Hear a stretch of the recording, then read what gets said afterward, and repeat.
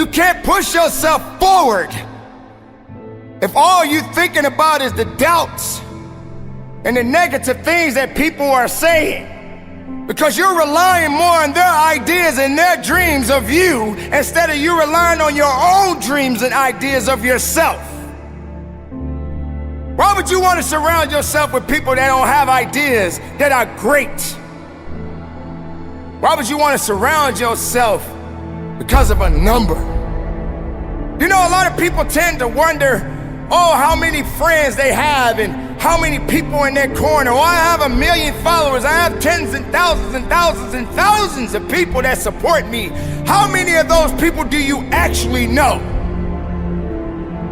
Do you realize the power that you have right now? Even the people that don't like you, they are drawn to you. They see you, but they don't see your greatness. They don't see what you truly have inside. They are afraid of it. They don't lift it up. They don't encourage it because they're not happy. So they want you to come on their side. They want you to believe in their ideas of what you think of yourself. They doubt you and you believe what they doubt. Instead of you waking up from your slumber, instead of you waking up from this nightmare of despair and letting your opportunities come to life. It's going to be a tough time, ladies and gentlemen. It's going to be rough. It's going to be some tough times and tough days ahead for you. But that doesn't mean your ideas are going to die. That doesn't mean that you stop. It doesn't mean you stop believing in yourself. You just got to keep on working. When you got people looking at you from the left side and the right side, from the front to the back, and you in the middle, just remember, everybody's watching. Just give them something to see. Let them see it. Are you watching me? Watch this. Or you want to stop me? You can't stop this. That's the mentality that you must have in yourself. Don't you dare give up now. I know what that pain feels like. I know how to absorb that pain. And I know how to keep marching. And I know how to keep moving. And I know how to get productive in my life. Can't stop what you didn't create. You can hate it, but you can't dominate it. Because it belongs to me. Your ideas belongs to you. So many people dream big dreams, but they never take any action. So listen to me carefully. If you don't believe in yourself, you've already lost the battle. Not believing in yourself is a losing battle because either you won't try at all or you will convince yourself that you can't do it. And when you convince yourself that you can't do it, your results are going to confirm what you believe. You fall short of your goals when you predict that you're not going to hit them. And sometimes you're too focused on probability. You're asking yourself, well, what's the likelihood of this happening? Versus focusing on the possibility. Asking yourself, how would my life change if I accomplish this? Ask yourself that question. And don't wait on approval from anyone outside of you. And don't feel bad because you feel like no one is cheering for you. No, you've got to decide that you are your biggest fan. You've got to decide that you're gonna finish what you started if you don't have one person supporting you. If nobody acknowledges you, acknowledge yourself. If nobody supports you, support yourself. This is the thing. If you keep showing up, if you keep going hard, if you stay consistent through your valley moments, your results will turn those who ignored you into fans. It's not that you don't want everything that comes with the path that leads to your true potential, but you are too hung up on blaming the past and the present. You are too hung up on blaming your mom for how she treated you when you were younger. You are too hung up on blaming your teachers for how they spoke to you. You're too hung up on the shitty thing that happened to you years ago. I'm not trying to discredit your pain, but you gotta let that shit go. And because of that, you aren't able to appreciate the strength and power you have today. You aren't able to step into that power because you are choosing to justify excuses every single time you open your fucking eyes. It's time to take responsibility. Understand that you are in control of how you feel every day, what you do every day, how you act every day. So don't get it twisted. The excuse that these outside sources control how you feel, what you do, and how you act is just a justification that has been drilled into your head since you were younger. Break out of it. Understand that we have the power to change our lives. Stop putting the power in other people's hands by blaming them for your current situation. Take that shit back. Take that shit back. Choose to shift the trajectory of your life so you can live up to your true potential. And don't for 1 second think it's going to be easy. If it's important to you, you're gonna find a way. You won't have to look for a resource. You will become resourceful. It's not always about the accomplishment. It's about the effort. If we can just keep the effort going, the excuse is irrelevant. You gotta be stronger than your excuses.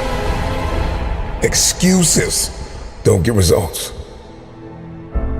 We get one opportunity to come this way. We get one shot. We got one life to live. Life is too short to make excuses.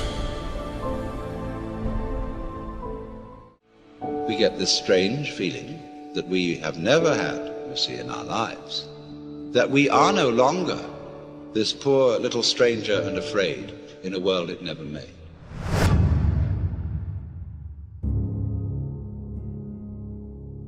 Momentum is a big thing with human beings. It's a big thing for me, at least. If I'm on a good momentum of healthy eating and exercise, I love it.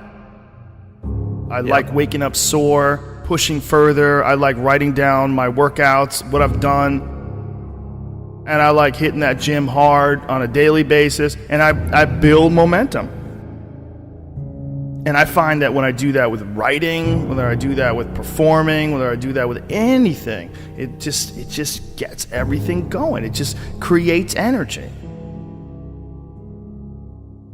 Being lazy robs you of energy. Like being sedentary, being uninspired, being bored, it robs you of one of the most precious things you can have in this life, enthusiasm. One of the things that I tell people all the time, because a lot of people have a hard time defining themselves. They define themselves by failure because they failed. But I'm like, you're not your failures, you're you. Okay, your life is a series of lessons you've learned. Now, if you just dwell on the failures, like that's not healthy. It's not smart and it's not empowering. What you got to do is look at those failures and go, well, now you know what not to do. But you're not that. You're you. It was hard because so happy to be and have the job I have. At the same time, I was like, don't feel like I'm growing in my work. And my life at that time had become extremely vital, meaning I just had a newborn son with Camilla. Wow, the only thing I ever knew I wanted to be, and now I was. And here's this job that I had held most reverence for in my life, fatherhood. Now I was. My emotions, the ceiling and the basement of my emotions, the range was so wide. I was laughing louder, crying harder, getting angrier, showing more joy, having more sadness, all across the board. All emotions were much more extreme than they were or could be in the work. I said, your life's more vital than your work, but can my work challenge the vitality I'm feeling in my life? So the work I wanted to do. There were certain scripts I wanted to do Dallas Buyers Club at that time. Other scripts, nobody's going to touch me with a 10-foot pole in those movies. All the dramatic roles I wanted, they're like, no, not in McConaughey, we won't finance it. Okay, so I can't do what I want to do, so I'm going to stop doing what I've been doing. So I stopped doing rom-coms. I said no, I stopped. Well, for the first 6 months of not doing rom-coms, I wasn't doing anything. Finally, nothing came in. And for 14 more months, nothing came in. I considered other careers. Didn't know if I'd ever work again. But after 20 months of being gone, unbranding as I now call it, being out of sight, not being in your theater or your living room in a rom-com, not seeing me shirtless on the beach, I became a new good idea. I don't know, I haven't seen him, where has he been? I was kind of refound. So I had to do that for myself. I loved doing the rom-coms, but I was getting the scripts and I felt like I could do the same script tomorrow morning. And I was like, that's fine, but I want something that's gonna make me sweat in my boots. I want some work that's gonna challenge me, make me go, I'm scared of this role for all the right reasons. And I can't wait to go attack it and see how I come up the other side. Why seek the role that's hard? Because it costs me something. Because it costs. It's not really a risk unless you can lose the fight. I feel more alive in them. I have an experience in the making of them. I'm nervous every day I come to work. I feel like when I nail a day and I knock it and I know I did, I feel like, yes. I have a measure at the end of the day of like, you set out to do something, you prepared for it, you had intention, and you did it.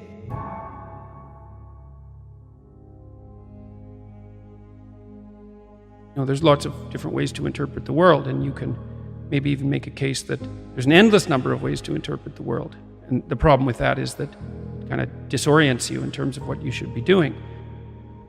Just because there's a very large number of ways to interpret the world doesn't mean there's a very large number of productive, meaningful, and sustainable ways to interpret the world. The thing that's so interesting about the day is like a page in a book.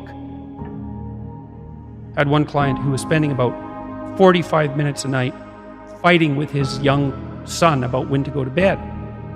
And so, they weren't having a pleasant time of it because it was just a constant battle. And that's common. Like, it's very common for parents of young children to be locked in a battle that occurs day after day. Sometimes it's around eating, sometimes it's toilet training, sometimes it's general behavioral issues, sometimes it's bedtime. It's like, okay, 40 minutes a day. So that's 280 minutes a week. So that's, let's say, 5 hours. It's 20 hours a month. It's 240 hours in a year. That's 6 work weeks. That's a month and a half. You're spending a month and a half of work weeks doing nothing but fighting with your son. Don't fool yourself. Yep. Anything that's every day is a significant percentage of your life. You're awake, let's say, 16 hours.